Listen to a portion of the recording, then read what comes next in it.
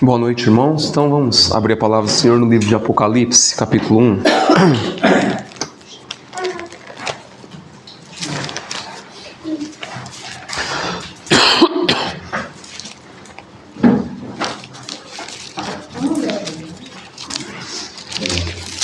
Apocalipse, capítulo 1.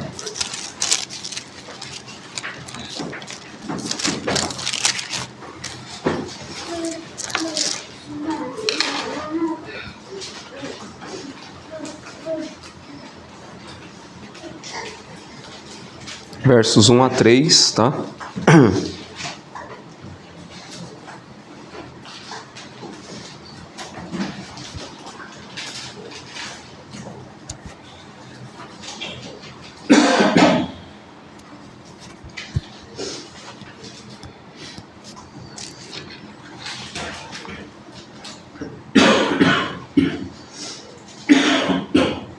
Todos acharam? Amém?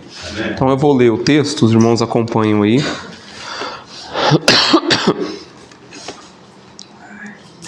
Revelação de Jesus Cristo, que Deus lhe deu para mostrar aos seus servos as coisas que em breve devem acontecer, e que ele, enviando por intermédio de seu anjo, notificou ao seu servo João, o qual atestou a palavra de Deus e o testemunho de Jesus Cristo quanto a tudo o que viu. Bem-aventurado, feliz, aqueles que leem, aqueles que ouvem as palavras da profecia e guardam as coisas nela escritas, pois o tempo está próximo. Amém? Vamos orar a Deus. Senhor Deus e Pai, nós te agradecemos por esse privilégio maravilhoso de estarmos na Tua presença, de poder cantar, engrandecer e louvar o Teu santo nome, Senhor. Nós sabemos que tem miríades de anjos louvando e engrandecendo a Ti, Senhor, e o Senhor nos dá esse privilégio de engrandecer o Teu santo nome, como o próprio livro de Colossenses vai dizer, com salmos, hinos e cânticos espirituais com gratidão em vosso coração, e nós somos gratos a Ti, Senhor, pelos Teus feitos, pela Tua obra, pelo Teu santo amor. Agora, Senhor, eu te peço, nós que não somos dignos de pedir nada a Ti, Senhor, abra o nosso entendimento, nos dê sabedoria, Senhor, para compreender as palavras, ou o resumo, ou a síntese que o Senhor tem a nos falar através desse livro, Senhor. A Tua palavra se discerne espiritualmente, mas nós sabemos que o Senhor, que é mais inteligente, mais douto do que qualquer professor desta terra, o Senhor que é mais inteligente, mais douto do que qualquer PhD, do que qualquer professor de faculdade, a Tua palavra diz que o Senhor nos ensinaria, Senhor. Então eu te peço, Senhor, nos ensine, Senhor, que toda a nossa atenção e reverência esteja voltado a Ti esta noite, Senhor. Que nada e nem ninguém tome a nossa atenção. Que nós venhamos apresentar ao Senhor um sacrifício vivo, santo e agradável a Ti, que é o nosso culto racional. Que o nosso intelecto, a nossa mente esteja voltado a Ti em temor e reverência, Senhor. Usa-me para a Tua glória, Senhor. Eu não sou nada, eu não sou ninguém. Mas o Senhor é todo poderoso e precioso. E a Tua palavra diz, se pedirmos por sabedoria, o Senhor concederia. Então, nos dê sabedoria esta noite, Senhor. A Tua palavra diz, se pedirmos o Teu Santo Espírito, o Senhor concederia. Então, nos enche com o Teu Santo Espírito esta noite, Senhor. Eu peço, Senhor, que a Tua presença esteja conosco. E está, porque a Tua palavra diz, onde estiverem 2 ou 3 reunidos em Teu nome, ali o Senhor estaria. E eu creio que o Senhor está aqui, que o Teu Santo Espírito está no nosso meio, Senhor. Em nome do Teu Filho Jesus Cristo, esteja conosco, ó Pai. Amém e amém. Então, já em algumas Bíblias aí, né? Pelo menos a ARA aqui tá, né? O título, né? Vai falar o título, o autor e o assunto do livro. Aí nesses 3 primeiros versículos já vai dar um breve resumo aí do livro de Apocalipse, tá? O intuito, tá? De abordar o livro hoje. Eu não vou fazer uma pregação expositiva, tá? Nem vou fazer uma pregação temática. O intuito é fazer um breve resumo para que a gente entenda o livro, porque algumas pessoas têm dificuldade, tá, na leitura desse livro, acham o livro meio complexo, algumas pessoas têm até temor em ler o livro de Apocalipse, né? Algumas acham que fala de tragédia, fala de acontecimentos futuros, e basta que a gente já está passando o mundo e vou saber o que vai acontecer no meu futuro. Então, tem pessoas que nem gostam de ler muito esse livro, né? Mas o intuito é dar um breve resumo, tá? Para que a gente entenda de forma mais simples e fácil o livro, tá? Nós sabemos que é um livro surpreendente, fantástico, grandioso, é verdadeiro, é fiel, cada acontecimento, cada promessa ali descrita, verdades que aconteceram, verdades que acontecem e verdades que vão acontecer ao longo da história. Então o livro fala da consumação, da revelação das grandezas de Deus, como vai estar aí no capítulo 1, verso 1, revelação de Jesus Cristo, que Deus lhe deu para mostrar aos seus servos as coisas que em breve podem acontecer, talvez aconteçam, possivelmente aconteçam, não. É as coisas que devem acontecer. Então, você crendo ou não, o que está descrito nesse livro vai acontecer. Você sendo cristão ou não, você sendo ateu ou não, você sendo cético ou não, o que está descrito nesse livro vai acontecer.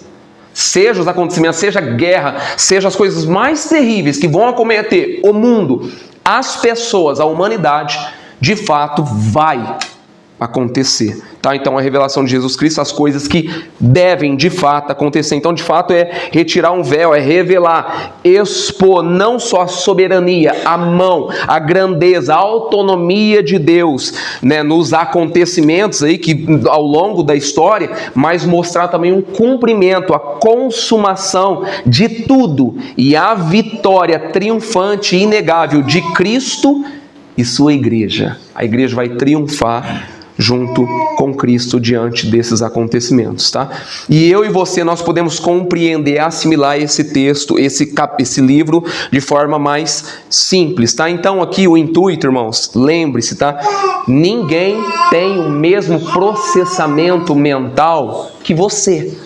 Talvez você tenha uma compreensão mais fácil de entender o livro, mas você tem que entender, nós como cristãos, como corpo, nós temos que entender que tem pessoas que não conseguem entender, assimilar um pouco o livro. Então, o intuito é mostrar de forma mais didática e simples para que as pessoas compreendam. Nossa, está falando dessa forma? Isso é muito simples, a forma que você fala. O intuito é que todos assimilem o que vai estar. Então, lembre-se, ninguém tem o mesmo processamento mental que você para compreender a facilidade que você tem desse livro. A ideia não a ideia hoje é facilitar a sua leitura, a sua compreensão, o seu estudo, sua compreensão, tá?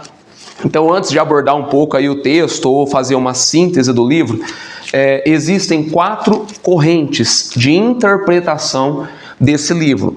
Derek, você vai falar assim que existe 4 correntes, que são pré-milenismo, pós-milenismo, pré-milenismo dispensacionalista e o amilenismo, mas eles só tratam do milênio. Não. Essas 4 vertentes, elas não tratam só do milênio, elas tratam também da literalidade ou do símbolo que está descrito no livro de Apocalipse. Tá? Embora você fale assim, eu não sou de nenhuma vertente, mas a forma que você interpretar o livro de Apocalipse vai mostrar que tipo de vertente você é. Se você é pré-milenista, pós-milenista, amilenista, ou pré-milenista, pós-milenista, ou pré-milenista dispensacionalista. Tá? Então existem 4 correntes diferentes de interpretação, tá, desse livro. Tá? Quais são as primeiras vertentes? Primeiro, os pré-milenistas históricos. O que eles acreditam, os pré-milenistas? Que a vinda de Cristo ocorrerá depois, após o período de 1000 anos, onde fala do milênio, lá em Apocalipse capítulo 20, tá? Então, que a volta de Cristo ocorrerá após o milênio, tá? O pós-milenista. Ele acredita que a vinda de Cristo ocorrerá após o milênio, e um milênio literal, tá? Então são 3 vertentes que creem no milênio, no livro, na literalidade do livro de Apocalipse, e uma só que crê de forma simbólica e específica o livro de Apocalipse. Então, para o pós-milenista, tá? O milênio é literal, só que de paz e prosperidade e triunfo aqui na terra. Que Cristo voltará, né? Cristo vem, né? Após o período de 1000 anos, depois que a terra for toda consumida pelo conhecimento, pelo avanço, o crescimento do Evangelho, como está lá em Abacuque 2,14, depois que a terra se encher do conhecimento de Deus, como as águas cobrem o mar, aí Jesus vem. O que é isso? Eles crêem que a humanidade inteira será convertida ao cristianismo. Todos vão aceitar o Evangelho. Todos vão crer no Evangelho. E quando tiver uma pacificação, todos creem no Evangelho, todos, como o texto vai dizer, de forma distorcida, eles defendem o texto de Abacuque 2, quando a expansão do Evangelho chegar a todas as pessoas e haver uma paz, uma tranquilidade, uma serenidade no mundo, aí Jesus vem. Então eles creem desta forma, tá? O pré-milenismo é uma visão que interpreta que a segunda vinda do Senhor Jesus Cristo ocorrerá antes do reinado literal de 1000 anos aqui na Terra. Então, Cristo vem, tá? O Cristo vai vir, sim, só que o reinado de 1000 anos aqui na Terra ocorre antes. Então, ocorrerá um milênio, tá? Assim, é correto, até o pensamento é. Só que para eles é literal também. Tá? De forma literal. E aí depois desse período de 1000 anos, Cristo vem. Tá? Então também de forma errônea, creem e interpretam na literalidade do livro de Apocalipse. Tá? Então vai haver um reinado milenar aqui na terra e Cristo vem, depois ele se assentará lá no trono em Jerusalém e governará toda a terra, todo mundo aqui na terra, um reinado milenar. Lógico, depois do reinado milenar ele vai governar aqui na terra. Depois tem o pré-milenismo dispensacionalista, que ele afirma que Cristo arrebatará a igreja secretamente. A maioria das pessoas acreditam dessa forma, tá? A humanidade, a maioria das igrejas acredita. Igreja neopentecostal, igreja pentecostal, algumas igrejas que se dizem agora até de vertente aí reformada também estão pendendo para esse lado, tá? Acredita o quê? Que Cristo arrebatará a igreja secretamente antes da tribulação. Quer dizer, eles creem que não passam pela grande tribulação. Quer dizer, eles são melhores que os apóstolos. Eles são melhores que os pais da igreja. Quer dizer, eles são mais santos que os apóstolos, que os discípulos e que os pais da igreja. Eles são tão selecionados, que Deus fala assim, não, esses aí eu não vou deixar passar pela perseguição, não. Eu vou levar antes. Então eles não passam pela grande tribulação, eles pensam assim, né? Eles são arrebatados antes, depois eles retornam uma segunda vez aqui na terra junto com Cristo, para reinar com Cristo aqui na terra, lá num trono em Israel também, de forma literal, tá? Então esse é o pré-milenismo dispensacionalista. Eu espero que ninguém tenha esse pensamento, tá? Porque tem vários textos e eu não vou te explicar de forma didática cada um deles, é só um resumo, tá? E tem o amilenismo. Embora o prefixo a seja ali um prefixo de negação, nós não negamos o milênio, e sim o interpretamos não de forma literal, mas simbólica. Então Apocalipse 20, lá quando fala do reino milenar, e a única passagem que fala do reinado milenar ali, não é como um reino literal de 1000 anos aqui na terra, mas como um período espiritual, vingente, atual, e nós já estamos no milênio. Como você pode provar, Derek, que nós já estamos passando no milênio? Nós já estamos no milênio. Mateus capítulo 3, versos 1 e 2, palavras de João Batista: arrependei-vos, porque chegará o reino de Deus. Porque é chegado o reino de Deus. Palavras do Senhor Jesus Cristo, Mateus capítulo 4, versos 17, arrependei-vos e crede, porque é chegado o reino de Deus. Lucas 10, 9, palavras do Senhor Jesus Cristo, é chegado a vós o reino de Deus. Então, nós não cremos aí na literalidade, né, do reinado milenar. Sim, o reinado milenar já está cometendo. Então, vou só explicar de forma bem rápida, tá? Se você hoje morrer, o teu corpo vai para a sepultura, para o Sheol. A tua alma vai direto para Deus.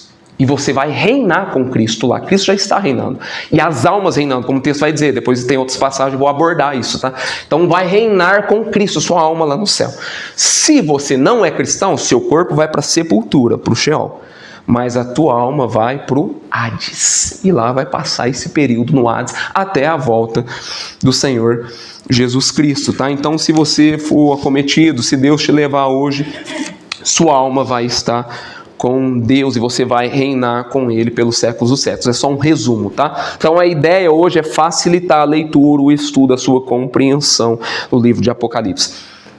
É fato, é notório que ele tem vários símbolos, várias efígies, várias linguagens, mas elas podem ser claramente interpretadas, entendidas, assimiladas, e nós, depois no final, de forma que eu abordar as separações aqui, nós vamos ficar surpresos e encantados com a grandeza e a magnitude desse livro. Então, é mistério, é necessário, e até o apóstolo Paulo vai escrever isso, tá? Lá em 1 Coríntios capítulo 2, versos 13 e 14, que nós, a igreja, eu e você, falamos não em palavras ensinadas pela sabedoria humana, mas ensinadas pelo Espírito. Por que você está falando disso, Derek? Por quê?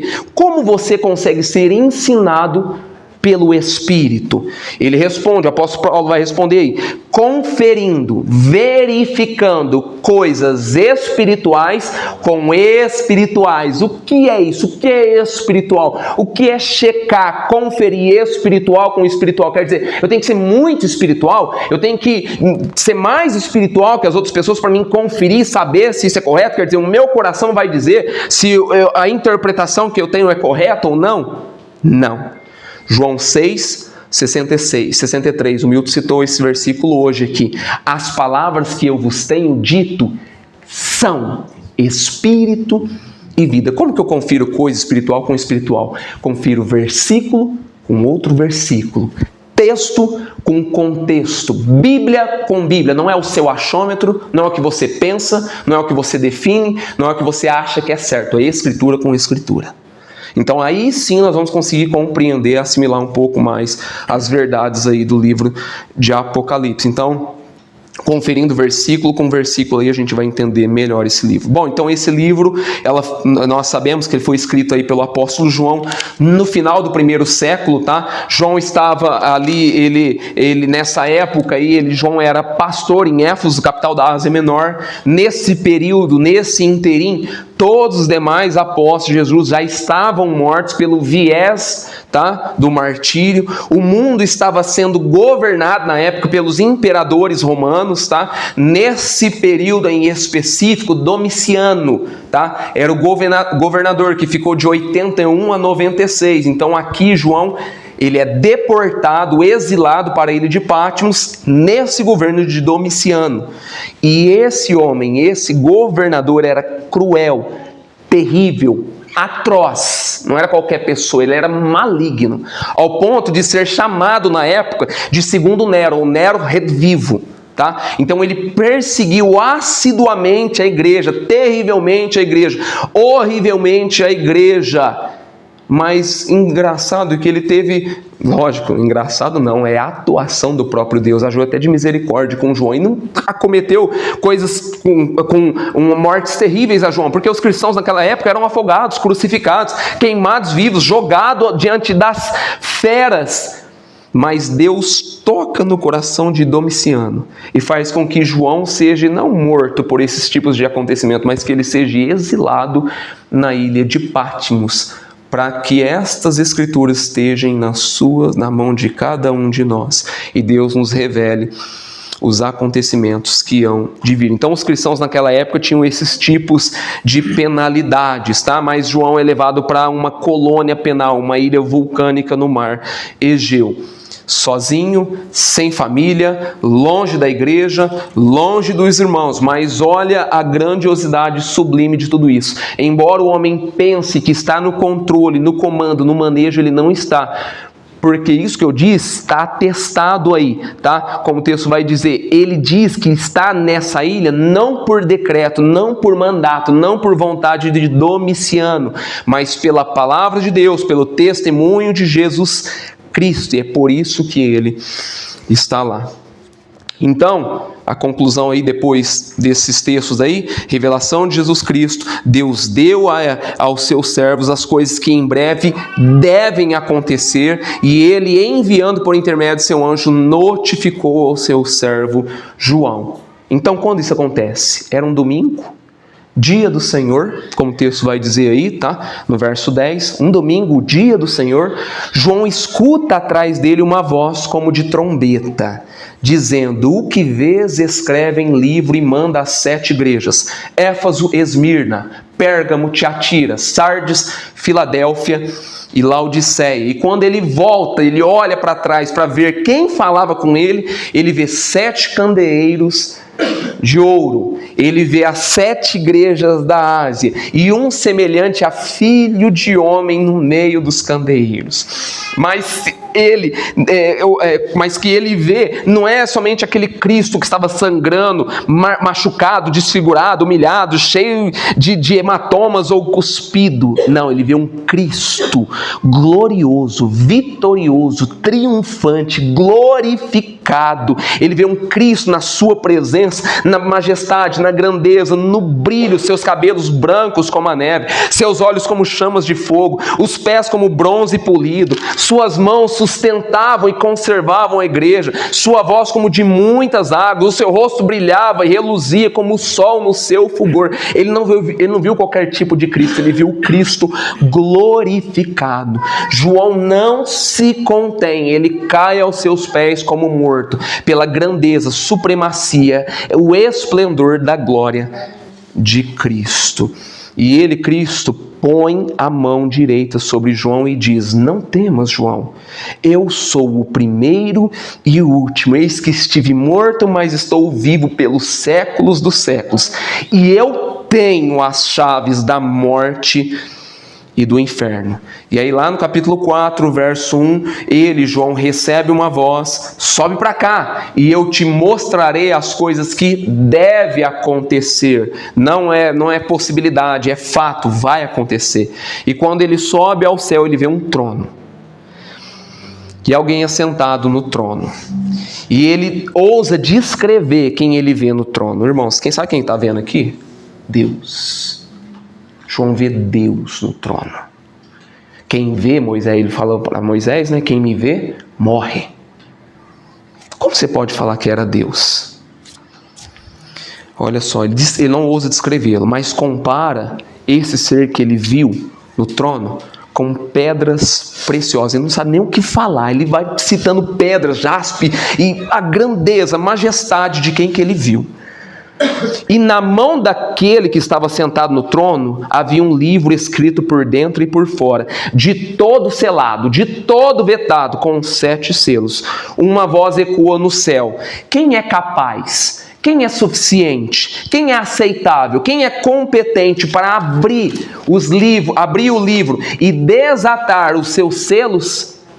Nem anjo, nem homem, nem demônio. Ninguém foi digno, nem no céu, nem na terra, nem debaixo da terra. Ninguém foi digno, fiel, verdadeiro, suficiente de abrir o livro, nem mesmo olhar para ele, nem mesmo olhar para o livro. E Apocalipse 5, versos 4 e 5, João começa a chorar, ele prantear. E um ancião olha para ele e diz: não chores, João, eis que o leão da tribo de Judá, a raiz de Davi, venceu para abrir o livro e desatar os selos. Então ele vê a figura, a pessoa, a efígie do Cristo glorioso tomando o livro das mãos para abrir os selos. Quem que está no trono? Deus. Quem que toma o livro da mão de Deus? Cristo. Quem que João viu no trono? Deus. Nós vamos ver Deus quando nós formos para os céus. E aí Cristo, dali para frente, ele começa a conduzir a história. Dali para frente, a consumação, o cumprimento das coisas está nas mãos de Jesus Cristo. Mas como fica mais fácil, Derek, a leitura, a compreensão desse livro? Como você vai fazer com que entenda? Isso aqui foi só um breve resumo do que Deus mostrou a João. Nós não podemos estudar esse livro, meditar nele de forma linear, direta, simultânea, sequencial, do ponto A ao ponto B, tá? Mas de forma que nós viemos a dividi-lo em 7 sessões. Por que fica mais fácil 7 sessões?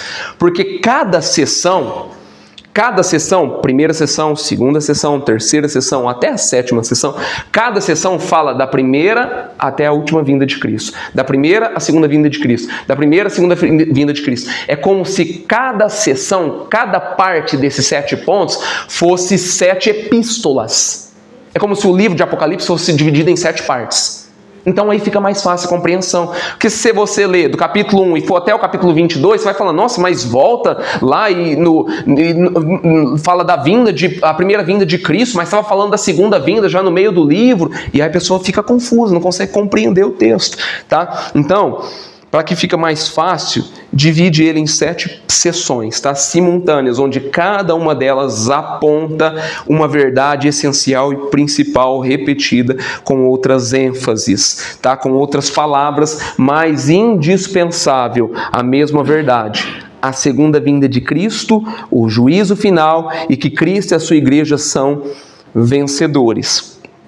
A primeira sessão, capítulo 1 a 3, as 7 igrejas ou os 7 candeeiros. Segunda sessão, capítulo 4 ao 7, os 7 selos. Terceira sessão, capítulo 8 ao 11, as 7 trombetas. Quarta sessão, capítulos 12 ao 14, o falso profeta, o anticristo, a Babilônia apóstata e o dragão, Satanás. São os 4 que se opõem a Deus. Quinta sessão, versos 15, capítulo 15 e o 16, os 7 flagelos, as 7 taças da ira de Deus. Sexta sessão, capítulos 17 a 19, a queda dos 4 que se opõem a Deus: Satanás, o dragão, o falso profeta, o anticristo e a Babilônia apóstata, tá? Sexta sessão, a queda deles. E a 7ª sessão, dos capítulos 20 e 22, a prisão de Satanás, o reinado milenar das almas, tá? Que é muito claro isso aqui, não sei como é que eles divergem em relação a isso. E o novos céus e nova terra, na vinda do Senhor Jesus Cristo, o juízo final, novos céus e nova terra. Então aí fica mais fácil a gente guardar se a gente tiver esse esqueleto, essa espinha dorsal, tá? De leitura, de livro. Então fica mais fácil memorizar os acontecimentos, tá? Que aí quando você vai lendo de forma simultânea, separado, fica mais fácil a compreensão. Então, 7 candeeiros ou as 7 igrejas, 7 selos, 7 trombetas, os 4 que se opõem a Deus, os 7 flagelos ou as 7 taças da ira, a queda dos 4 que se opõem a Deus e a última sessão, que é a prisão de Satanás, né? O reinado milenar das almas e a vinda do nosso Senhor Jesus Cristo, novos céus e na nova terra. Então, na medida que nós vamos chegando aí até o fim de cada sessão, a mesma verdade da segunda vinda vai ficando mais clara, evidente, como o sol à luz ao meio-dia. Primeira sessão,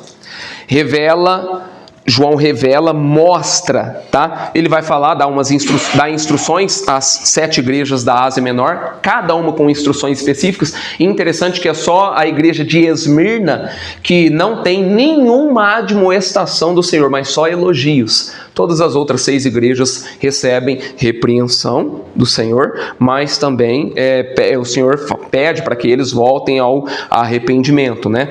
E cada uma o Senhor admoesta através do apóstolo João. Embora ele vai dar essas admoestações e instruções a cada uma dessas igrejas, é evidente, notório também que ele vai falar, revela ali nessa primeira sessão, a segunda vinda do Senhor Jesus Cristo, no capítulo 1, verso 7. Tá? Eis que vem com as nuvens e todo olho verá, até quantos o traspassaram, e todas as tribos da terra se lamentarão sobre ele, certamente. Amém. É o que também está descrito lá em Mateus capítulo 24, verso 30, tá? Então, a volta do Senhor Jesus Cristo, ele vai dar algumas características aí. A sua vinda será pública, visível, audível, patente, todo olho verá. Não tem duas vindas. Ele veio uma vez, lógico, mas não vai ter duas vindas depois da sua primeira vinda. É somente uma vinda. Mas, Derek, quando se dá o arrebatamento? 1 Tessalonicenses, capítulo 4. Junto com a volta do Senhor Jesus Cristo. Não tem arrebatamento secreto, não tem menção, texto, versículo que defenda arrebatamento secreto, tá? Jesus vai voltar mais uma única vez para separar, trazer os seus, como está em Mateus capítulo 24, até é interessante a passagem. Então, aparecerá até logo, interessante, até voltar ao texto, logo em seguida, da tribulação daqueles dias, porque as pessoas acham, não, eu não vou passar pela grande tribulação. Ah, não. Logo em seguida, a tribulação daqueles dias, o sol escurecerá, a lua não dará sua claridade, as estrelas cairão do seu firmamento. Então aparecerá no céu o sinal do Filho do Homem. Todos os povos da terra se lamentarão e verão o Filho do Homem vindo sobre as nuvens do céu, com poder e muita glória. E ele enviará os seus anjos com grande clamor, ele enviará os seus anjos para que reúnam os seus escolhidos. Uai, se tem escolhido aqui na terra, quer dizer que os escolhidos vão passar pela grande tribulação, porque o texto no início vai dizer o quê? Logo em seguida a tribulação daqueles dias. Não, isso é muito claro. Então, o intuito é: se prepare para a grande tribulação, se prepare para esse momento. O intuito da igreja, de nós, o intuito dos cultos, das reuniões, é isso, é nos fortalecer, preparar, fortificar a nossa alma. Preparar, como o apóstolo Paulo vai dizer em Efésios mesmo, couraça da justiça, capacete da salvação, espada do Espírito, o escudo da fé, tem que estar preparado. Nós vamos passar por esse momento, sim, nós vamos passar e será terrível, talvez a gente morra, mas os cristãos que estiverem aqui vão passar por esse momento. E o intuito é: esteja preparado, nós vamos passar por esse momento terrível, atroz. E essa volta do Senhor Jesus Cristo, como o texto vai dizer, ele vai reunir os seus escolhidos. E lá em Mateus capítulo 25, ele vai colocar uns à sua direita e uns à sua esquerda, um eufemismo para separar mesmo, a vindima. Então tudo isso se dá junto com o arrebatamento, se dá junto com a volta do Senhor Jesus Cristo. Isso é muito claro, tá? Não tem arrebatamento secreto. A volta do Senhor Jesus Cristo, ele vai levar os seus escolhidos para ele, tá? Então aqui fica muito claro, nítido, a vinda de Cristo. Será pública, visível, audível e patente. Quando se dá a sua vinda, quando se dá o arrebatamento, junto com a vinda do Senhor Jesus Cristo. Interessante, rapidamente aqui, ó. Eu vou abrir o texto, os irmãos também não precisam abrir. O único texto que fala mais claro também sobre o arrebatamento, 1 Tessalonicenses, capítulo 4, né? Porque quando o Senhor mesmo, dada a sua palavra de ordem, ouvida a voz do arcanjo, ó, palavra de ordem, voz de arcanjo, ressoada a trombeta. Isso aqui não passa despercebido. De Deus descerá dos céus, né? E Deus descerá, ressoada a trombeta, de Deus descerá dos céus. Quem que vai descer dos céus? Cristo. E os mortos em Cristo ressuscitarão primeiro. E depois nós, os vivos, os que ficarmos, seremos arrebatados juntamente com Ele entre as nuvens para o encontro do Senhor nos ares. E assim estaremos para sempre com o Senhor. Outro texto também interessante, fácil de entender também, 1 Coríntios capítulo 15, olha só. Não escrevi ali, mas tem aqui. 1 Coríntios capítulo 13, versos 22 em diante. Porque assim como Adão todos morreram, assim também todos serão vivificados em Cristo. Cada um, porém, na sua própria ordem. Como? Cristo, as primícias. Quem são as primícias? Os que estão mortos, os que morreram. Cristo, os que morreram, e depois ele vai dizer o quê? Depois os que são de Cristo na sua vinda. Então virá o fim, quando ele chegar, quando ele entregar o reino ao Deus e Pai. Interessante, porque ele vai falar aqui, e eu não vou falar disso hoje, tá? Mas olha o que ele fala. Quando ele entregar, o contexto vai dizer, entregar o reino ao seu Deus e Pai. Quer dizer, Cristo já está reinando. E só na segunda vinda ele vai entregar o reino a quem depois? A Deus. Só que interessante, Cristo já está reinando. Cristo não reinará depois. Cristo não reinará depois da segunda vinda. Ele já está reinando com as almas lá nos céus. Bom, enfim, essa é a primeira sessão, fica visível e notório. Eis que vem com as nuvens, eis que vem com as nuvens, e todo olho verá, até quantos o traspassaram. Até aqueles que estavam na cruz, que viram Jesus Cristo na cruz, que enfiou ali a lança no seu próprio corpo para ver se saía água ou sangue. Ele saiu água ou sangue ali. Até aquele que atestou que Jesus morreu vai ver que ele agora vai estar vindo em glória, em majestade, tá? Então, a segunda sessão são os 7 selos, tá? Dos capítulos 4 a 7. Mas, assim, o que são os 7 selos?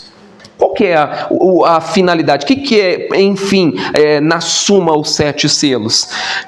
Cada selo que se destacava, que se abria aí lá nessa passagem aí do capítulo 4 em diante, cada selo que se destacava, que se abria, era uma espécie, um tipo de perseguição, um tipo de luta, de prova, de sofrimento que a igreja enfrentaria, que eu e você passaríamos.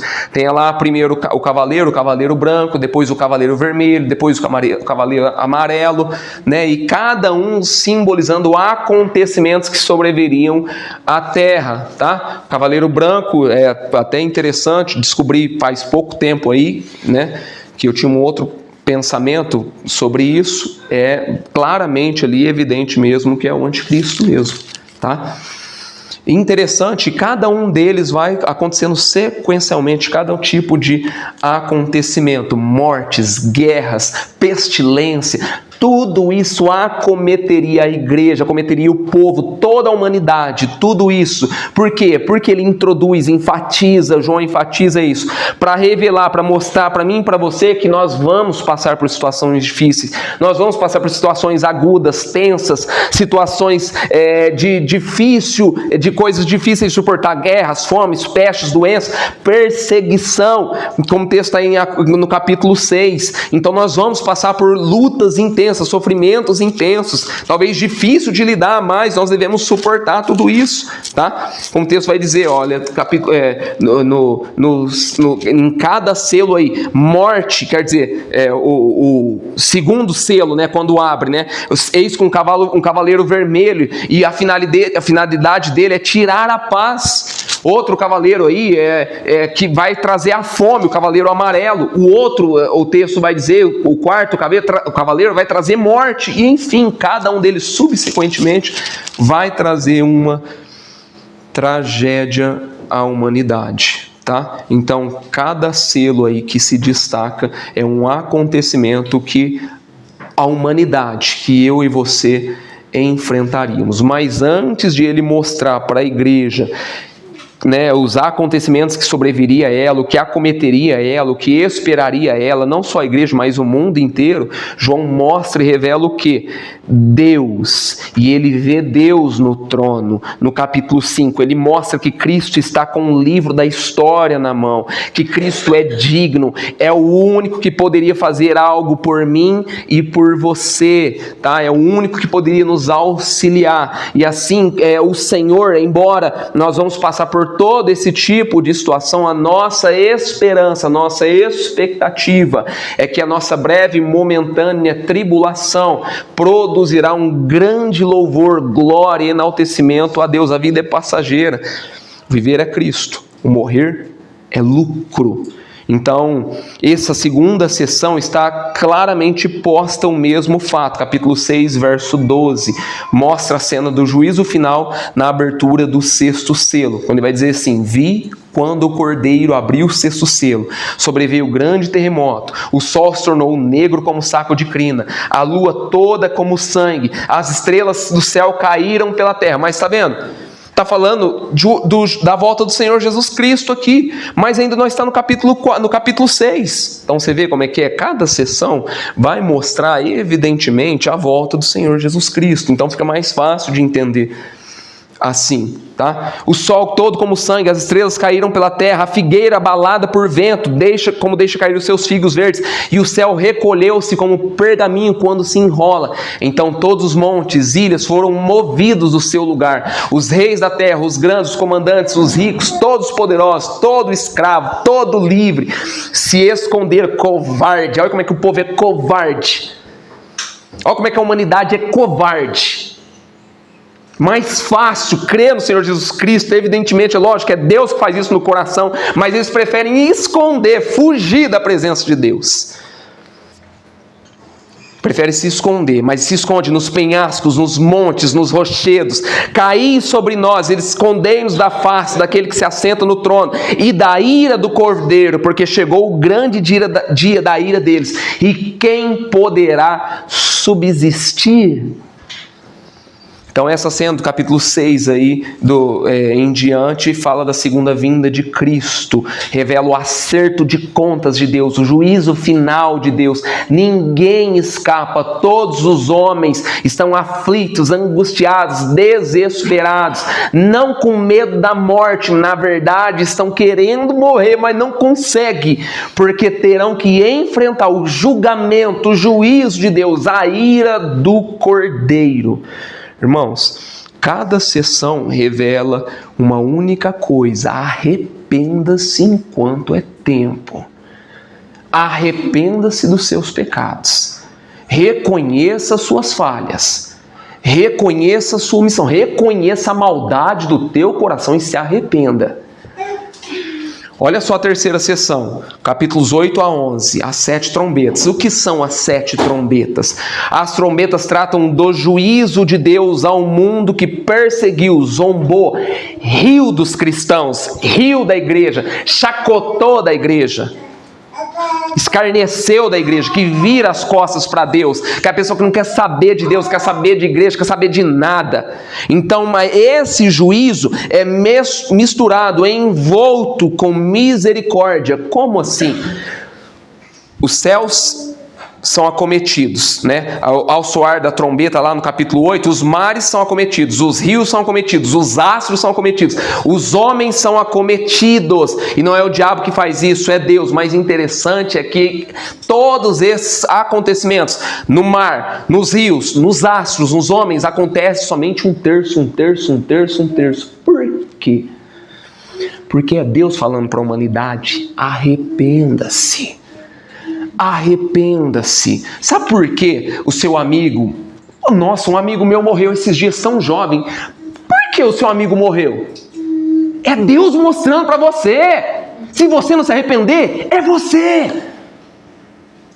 Nossa, mas morreu tão jovem, infartou, deu um AVC. Nossa, é uma pessoa tão boa. Eu estava comigo, é da família. Morreu, mas por quê? Arrependa-se. Deus está atacando, acometendo as pessoas, o mar. Você acha que é normal tsunami, mar engolindo o Japão, engolindo tudo? Você acha que é normal estrela, pedaço de pedra caindo do céu?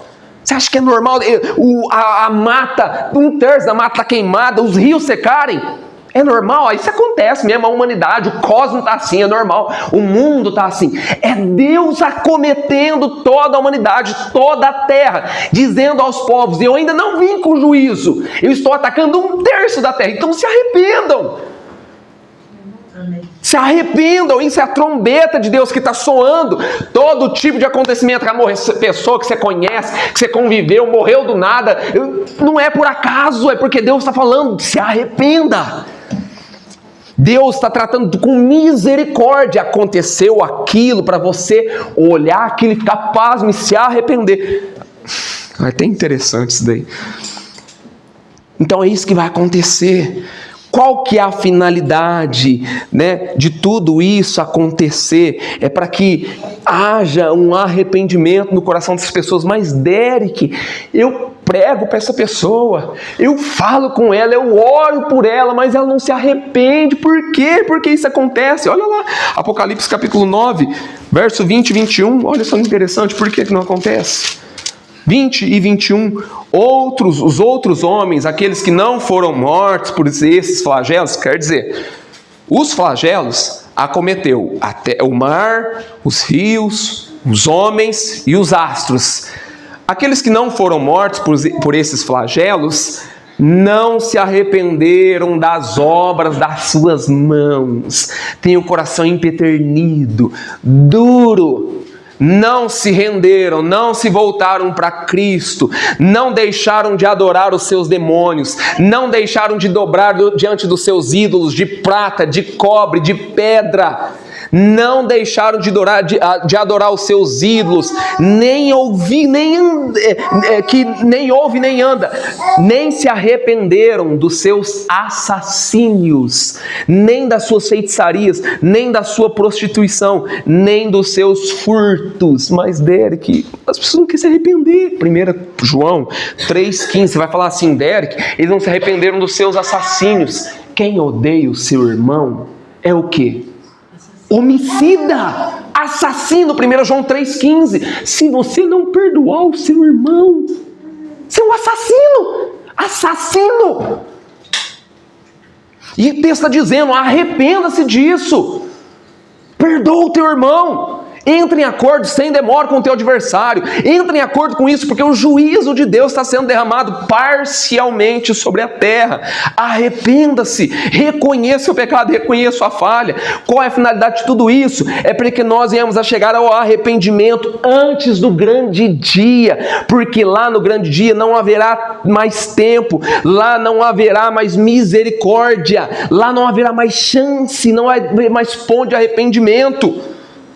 Mas, entretanto, no capítulo 8 a 11 também, nós vemos também a mesma verdade da vinda de Cristo. Quer dizer, Deus vai derramar todo esse juízo parcialmente sobre as pessoas, mas também Ele traz uma luz diante de tudo isso. Capítulo 11, versos 15 e 18. O sétimo anjo tocou a trombeta e houve no céu grande voz dizendo: o reino do mundo se tornou do nosso Senhor e do seu Cristo, e Ele reinará pelos séculos dos séculos.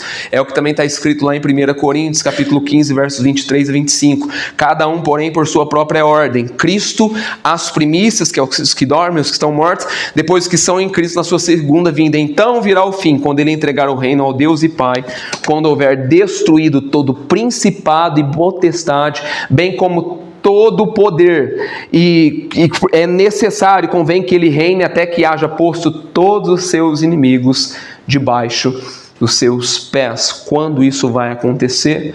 Na segunda vinda de Cristo. E é o que ele vai também descrever em Apocalipse 11, verso 18, tá?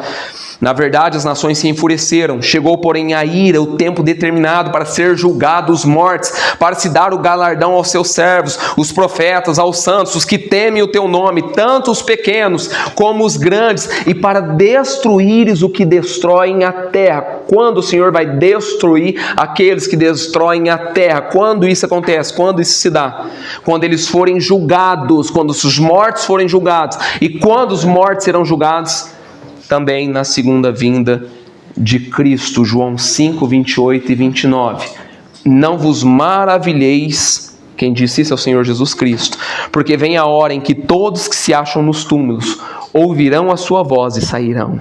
E os que tiverem feito bem, para a ressurreição da vida, e os que tiverem feito mal, para a ressurreição do juízo. Então, nós vimos aí nessas 3 primeiras sessões que destacam e enfatizam a mesma verdade com aspectos distintos, diferentes, mas apontando algo à segunda vinda.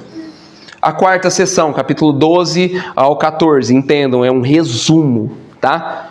Posteriormente, nós vamos fazer uma pregação expositiva de cada versículo aí, tá? Os 4 que se opõem a Deus, quem são esses? Satanás, na figura de um dragão grande, vermelho, 7 cabeças, 10 chifres, 7 diademas, que tenta destruir, eliminar a Cristo, tá? Quando que Satanás tenta eliminar a Cristo? Na sua primeira vinda, tá? Mas Satanás não tem êxito, ele não tem resultado, então ele é lançado na onde? Há uma milícia, uma guerra na terra, nos céus, e Satanás é lançado aonde? Na terra. E agora, furioso, ele persegue, batalha com o restante dos seus remanescentes, da sua descendência. Com quem Satanás quer batalhar? Com quem Satanás quer contrapor? Com quem Satanás quer pelejar? Comigo e com você, com a igreja, com nós. Você tem um inimigo todo dia que quer tentar destruir a tua alma. Aqueles, como o texto vai dizer, aqueles que guardam os mandamentos de Deus e têm o testemunho de Jesus. Todos esses Satanás vai tentar perseguir, contrapor.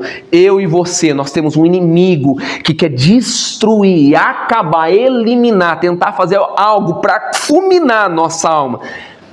Embora ele não consiga, como o texto lá em Romanos capítulo 8, ele vai fazer isso de forma com que seja mais difícil. Ele vai tentar seduzir, contrapor de todas as formas, de todas as maneiras. Como Paulo vai dizer, a nossa luta não é contra carne ou sangue, mas contra principados, contra potestades, contra os dominadores deste mundo tenebroso, contra as forças espirituais do mal na região celeste. A sua luta, o seu inimigo não é sua sogra, não, é Satanás, é o demônio.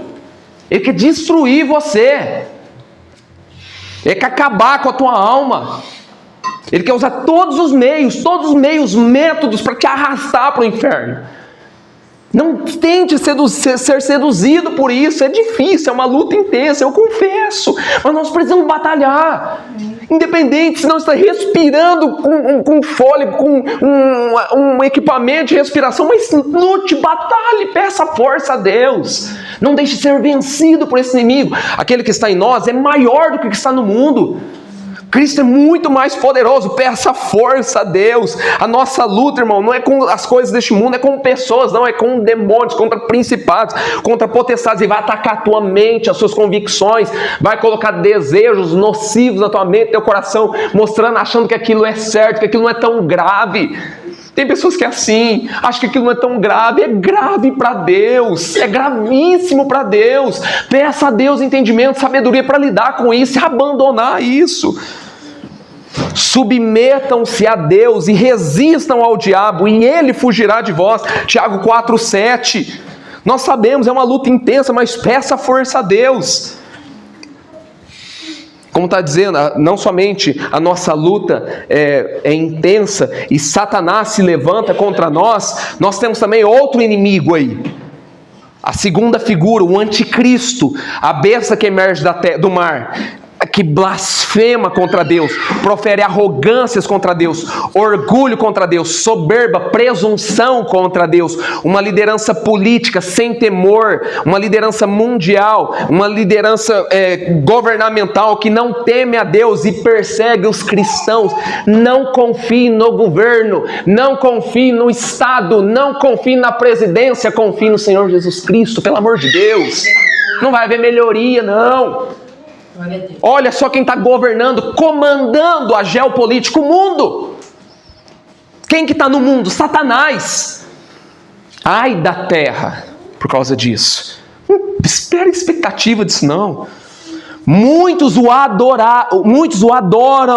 Quem adoram? Aqueles cujos nomes não foram escritos no livro da vida. Quem são estes que o adoram e o nome não estão escritos no livro da vida? A Babilônia apóstata, a terceira figura. Todo aquele que não é cristão, todo aquele que não se rende a Cristo, todo aquele que não crê no Senhor Jesus Cristo, adorará a besta, adorará o anticristo, cultuará ele, louvará ele. Todo aquele que não é cristão se renderá ao anticristo.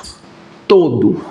Mas é tão bonzinho, ele não mente, não faz nada. Ele crê no Senhor Jesus Cristo? Não. Então você sabe quem é o Senhor do coração dele.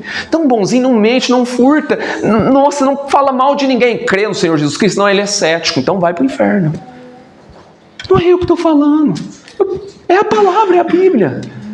Crê no Senhor Jesus Cristo e será salvo tu e tua casa. Se com tua boca confessares Jesus como Senhor e com o coração crerdes que Deus ressuscitou dentre os mortos, eu creio que Jesus Cristo foi ressuscitado dos mortos por Deus, será salvo com todo o teu coração. A quarta figura, besta que emerge da terra. Olha, você tem 4 oponentes. Satanás é um oponente e não é fácil de lidar. A besta que emerge do mar é um grande oponente.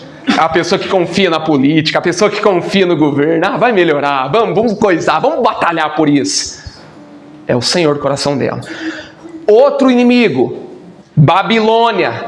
Ah, aquela igreja tão boa, fala de Deus. Ah, é o oba, é pulo e grito. Tem tudo, mas não tem palavra. Inimigo seu, te seduz, te engana. Terceiro inimigo. Quarto inimigo. Qual que é o quarto inimigo? Besta que emerge da terra. Falso profeta. Profere o quê? O que parece, aparenta, parece cordeiro, mas fala como dragão. Uai, que interessante isso. Tem autoridade, opera sinais, opera maravilhas, faz fogo cair do céu, seduz, engana todos que habitam sobre a terra. Irmãos, você saber se uma igreja é verdadeira, fiel, não é se cura, se liberta, se faz isso ou aquilo, não. É se a palavra está, o que ele está dizendo está de acordo com as Escrituras. É as Escrituras, a palavra de Deus. Não seja enganado por qualquer falácia, por qualquer cura, qualquer libertação. Veja se o que ele está dizendo está segundo os oráculos de Deus, está segundo as Escrituras. A religião apóstata, prostituta, fora da verdade, a liderança religiosa que não tem nada de Deus, a igreja do grito, do pulo, da adoração da imagem, que não tem reverência, consideração, respeito, temor, reverência nenhuma a Deus. Mas opera sinais, faz fogo cair do céu, vamos lá. Então a pessoa é seduzida, enganada e iludida. Esse é o seu quarto inimigo, tá? A liderança religiosa de hoje. Cuidado com isso, cuidado. Não estou falando que a igreja, vivendo a palavra, é a igreja perfeita, não. Mas pondere, observe se o que ele está falando está de acordo com a palavra de Deus. Seja um bereano. Como Atos 17, confira. Eles conferiram o que o apóstolo Paulo falou através das Escrituras. Então confira se está de acordo com os oráculos de Deus. Como evitar discernir isso? Observe se o que fala, se a doutrina, se as palavras se fala de acordo com a palavra de Deus, ou se fala como dragão. Se fala como dragão, foge dali. Pode operar sinal, tirar câncer, fazer tudo o que quiser. Senão, Satanás faz isso.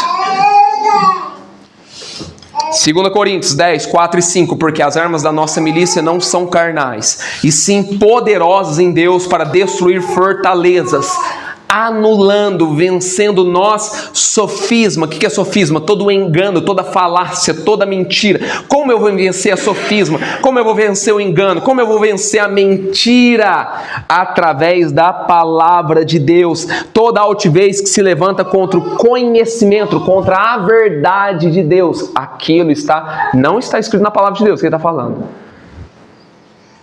Anula, sofisma, engano, foge dali. Foge.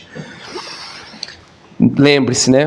Só um paralelo aí, nem tudo é de Deus, tá? Nem tudo é de Deus. Mas, entretanto, a verdade está posta também nessa mesma seção, capítulo 14, versos 14 e 15. Olhei, e eis uma nuvem branca, e assentado sobre a nuvem, um semelhante ao filho de homem, tendo na cabeça uma coroa de ouro, na mão uma foice afiada. Outro anjo saiu do seu santuário, gritando em grande voz, aquele que se achava assentado sobre a nuvem: toma tua foice e ceifa, pois chegou a hora de ceifar, visto que a seara da terra já amadureceu, e que aquele que estava sentado sobre a nuvem passou a ceifar sobre a terra, e a terra foi ceifada. Quando acontece a ceifa? Mateus 13, 39, a ceifa é a consumação do século. Quando se dá a consumação do século? Na segunda vinda de Cristo. Quinta seção são as taças da ira de Deus. O que é isso? São muito parecidas, semelhantes com as 7 trombetas, mas com uma pequena diferença, tá? As trombetas são o juízo parcial de Deus, fracionário de Deus. É o juízo de Deus misto com misericórdia. Mas as taças do capítulo 15, verso 1, os flagelos, não tem mais mistura de juízo, não tem mais mistura de misericórdia. É somente o juízo total de Deus sobre a humanidade. Vi no céu outro sinal, grande e admirável, 7 anjos, tendo os 7 últimos flagelos, pois com este consumou a ira, a cólera, a fúria, a indignação de Deus. Então, quando as trombetas foram tocadas, ressoadas, era um sinal de alerta, de aviso. Lembra? Elas caem sobre a terra, caem sobre o mar, caem sobre os rios, caem sobre os astros, caem sobre os homens. Mas lá é só um terço, porque são recomendações de Deus, avisos de Deus para mim e para você. Arrependa-se, volta para mim, reconheça os seus pecados, muda suas atitudes, ande de acordo com a minha palavra, reconheça os seus pecados. Agora nas 7 taças, nos 7 flagelos, não tem mais misericórdia, complacência de Deus. A ira de Deus está consumada em seu ápice, não tem saída, não tem esperança, não tem chance, não tem oportunidade, não tem segunda leva, não tem tempo de adquirir, de comprar azeite. Não adianta surrar a porta e clamar: abre-nos a porta, ela estará fechada. Encha a sua taça, a sua botija com azeite agora enquanto é tempo. Encha-se do Espírito agora enquanto é tempo. Não seja como uma virgem nécia, mas seja como uma virgem sábia, prudente. Então a Bíblia diz, portanto, hoje é o tempo oportuno, o próprio. Louco é o que zomba, o que se regala nos seus pecados. Louco é o que brinca e não dá valor à sua alma. Louco, hoje mesmo pedirão a tua alma, que tem se preparado para quem será. Não temeis quem mata o corpo, antes temeis aquele que tem poder de lançar tanto o corpo quanto a alma no inferno. A redenção de uma alma é caríssima, não se pode pagar. Tenha zelo com a tua alma. Não brinca com a tua alma. Louco, escuta o soar de Deus, escuta a trombeta de Deus enquanto é tempo. Senão ele virá e aí não tem como fazer mais nada. Mas, entretanto, capítulos 16, verso 15: eis que venho como vem o ladrão. Bem-aventurado aquele que vigia e guarda as suas vestes, para que não ande nu e não se veja a sua vergonha. Quando Jesus vem como ladrão, Mateus 24, 43, na sua segunda vinda. Sexta sessão, a queda dos 4 que se opõem a Deus, capítulos 17, 18 e 19. A queda da grande Babilônia, que era a grande meretriz, a religião prostituta, apóstata, cheia de riquezas, como está lá no capítulo 17, verso 4, cheia de púrpura, cheia de escarlata, adornada de ouro e pedras preciosas, de pérolas, tendo na mão ali o cálice de ouro transbordante de abominações e imundícias de sua prostituição. Quer dizer, ela é tão bela, tão perfeita, que as pessoas ficam maravilhadas daquela doutrina, maravilhadas daquela religião. As pessoas acabam acatando aquilo.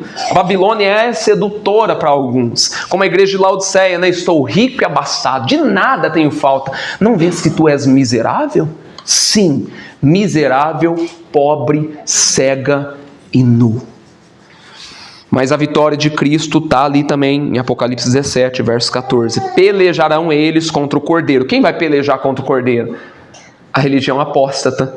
Uai, a religião apóstata? Vai pelejar contra o Cordeiro. E o Cordeiro os vencerá, pois é o Senhor dos senhores, o Rei dos reis. Vencerão também, não somente o Cordeiro, não somente Jesus Cristo, mas todos vencerão também os chamados, os eleitos, os fiéis que se acham com Ele. E eu e você, nós vamos vencer com Cristo. A igreja vence com o Senhor Jesus Cristo. Ela vence a Babilônia apóstata. Ela é vitoriosa. Ela vence não somente a Babilônia apóstata, ela vence também a besta e o falso profeta. Capítulo 19, verso 20. Mas a besta, o falso profeta, foi aprisionado com ela, o falso profeta, que com os sinais feitos diante dela, seduziu aqueles que recebem a marca da besta e eram adoradores de sua imagem. Os dois foram lançados vivos dentro do lago de fogo que arde como fogo e enxofre. Cristo vence a Babilônia, Cristo vence a besta, Cristo vence o falso profeta. As trevas não subsistirão. O bem vence sempre sobre o mal. A luz resplandece sobre as trevas, tá? E também lá no capítulo 20 vai mostrar que o Senhor vence também o dragão, Satanás, tá? E mais, entretanto, a verdade também está posta aí da segunda vinda também nessa sexta sessão, versos 11 a 15. Vi o céu aberto, eis um cavalo branco. Aqui é claramente nítido, notório que é Jesus Cristo, tá? O seu cavaleiro se chama Fiel e Verdadeiro. Aqui é Jesus. E julga e peleja com justiça. Os seus olhos são como chamas de fogo. Sua cabeça há muitas diademas. Tem um nome escrito que ninguém conhece senão ele mesmo. Está vestido com um manto tinto de sangue. E o seu nome se chama o Verbo de Deus. Lembra quem que é o Verbo de Deus? No princípio era o Verbo estava com Deus, o Verbo era Deus. Quem que era? Jesus Cristo. E o Verbo se fez carne, habitou entre nós, cheio de graça e de verdade. E vimos sua glória, glória como do unigênito do Pai, Jesus Cristo, o Verbo de Deus. Ele é o cavaleiro branco aqui, vestido de manto tinto de sangue. Seguia ele um exército que há no céu, montado nos cavalos brancos, com vestidura de linho finíssimo, branco puro, e sai da sua boca uma espada afiada para com ela ferir as nações. O Senhor não precisa de tanque de guerra, de míssil, de fuzil para destruir a nação. Só a espada da sua boca destrói todas as nações. Todas as nações. E feriu todas as nações, e ele mesmo as regerá com cetro de ferro, e pessoalmente pisa o lagar do vinho do furor da ira do Deus Todo-Poderoso. Quando isso se dá? Na segunda vinda de Cristo. Então, como eu citei aí, cada sessão tem um relato da segunda vinda, do juízo final de Deus. Então, a sétima sessão, dos capítulos 20 a 22, eu vou abordar semana que vem. Por quê? Porque esse em específico eu quero fazer uma pregação expositiva, tá? Porque é um pouco complexo e ali nós vamos abordar também o milênio, vai ser um resumo também do Novos Céus e Nova Terra. Então esse sétimo aspecto, essa sétima sessão aí, que vai fechar essas sessões aí, nós vamos abordar semana que vem. Amém? Então vamos fechar os nossos olhos, está orando a Deus.